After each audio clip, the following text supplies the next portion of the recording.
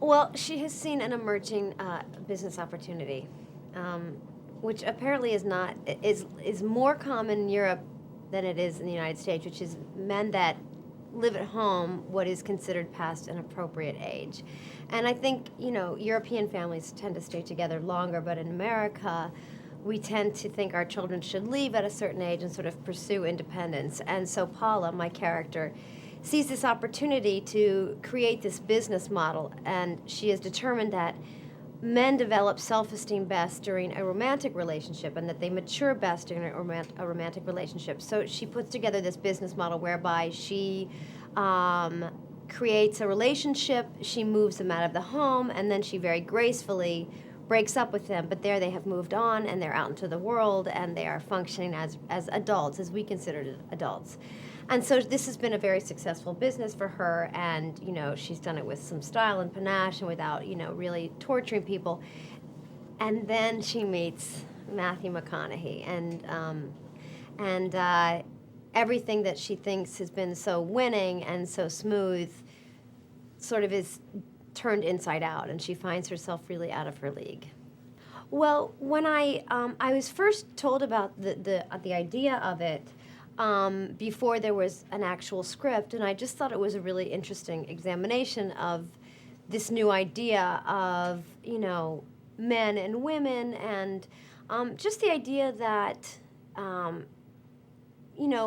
that there are grown functioning men in this country who live at home for a variety of reasons, and that why people shy away from mature relationships, and why my character might be the very one who's shining a white-hot spotlight on other people, which allows her to deflect her own inability to have a relationship. And I just thought it was an interesting subject matter. And there was no script yet, and so I just met with the folks at Paramount, and they told me about it, and I just thought it seemed like an interesting idea. And then it just seemed like a romp, like a real, I don't know, like a romantic comedy, like easy breezy fun, Matthew McConaughey, so easy on the eyes, so pleasant for the audience, I don't know, it just seemed like I was going to be doing The Family Stone, which was this really complicated role, and then I would be doing this, which was fun, in New Orleans, and I don't know, there were a lot of ingredients that were really interesting to me.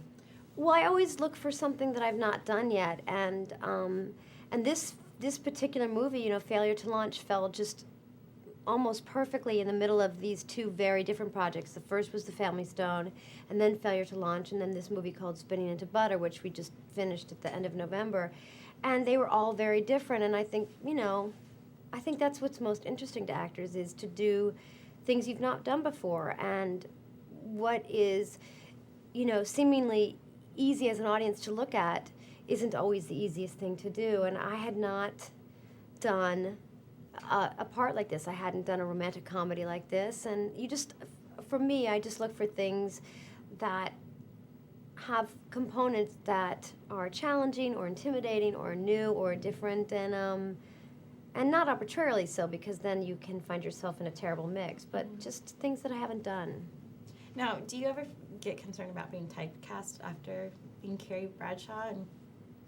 I don't worry about being typecast, because I think it's up to me to be the person that is smart and thoughtful about choices. I mean, certainly those opportunities were there in terms of the type of role once the show ended, but it's really incumbent upon me and those I trust to help me make good choices. I mean, if I really want to do that kind of part, I would have stayed with this really perfect show where the writing for that particular kind of story was, I thought, as good as it gets. But I really thought it was important for me to do new things. So it's not difficult to not be typecast when you think about the choices.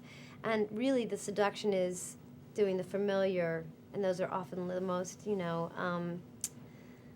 lucrative, just easy, choices to make. But that's just lazy, I think.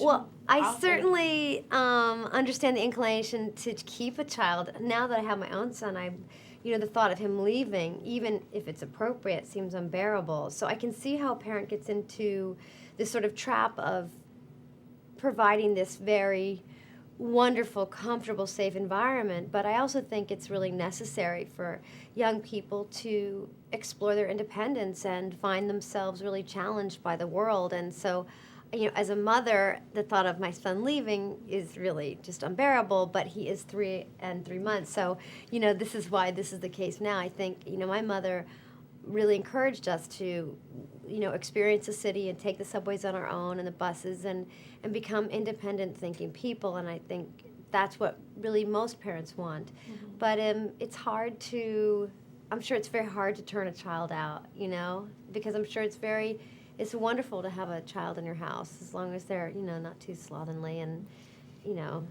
I guess contribute in some way.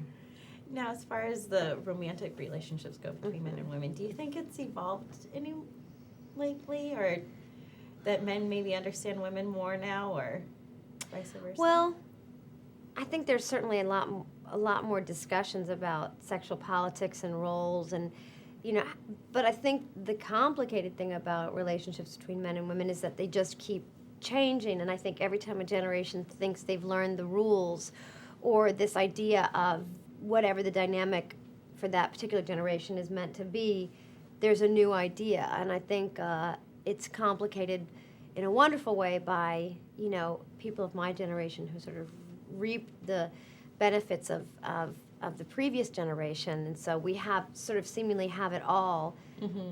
But then we also want men to open doors for us right. and occasionally pay for a meal. So I think it just continues to be more complicated, but what I found is just people talk about it more. They talk about the confusion. I mean, I don't blame men for being confused about what women want, because it is rather transitory. I mean, it does change a lot, so I try, encourage my single friends to be generous of spirit. It's very hard to explain. It's like trying to describe a color. I love being somebody else, which is peculiar because I really am very content in my life. I don't feel like I'm trying to escape, but imagine, if you will, that you were contractually obligated to live a completely other, thrilling, adventurous, complicated, ponderous life. That it's really extraordinary to have that opportunity, and it's hard to explain why that is thrilling to so many of us. And by the way, hard and frustrating and daunting and scary and embarrassing and shameful. And you don't always have to like the person you're playing, but it's pretty amazing to be able to be afforded that opportunity. It's very hard to explain why. It's just imagine if you could be somebody else and still have the things in your life that are meaningful that you could go home to. It's bizarre, but it's wonderful.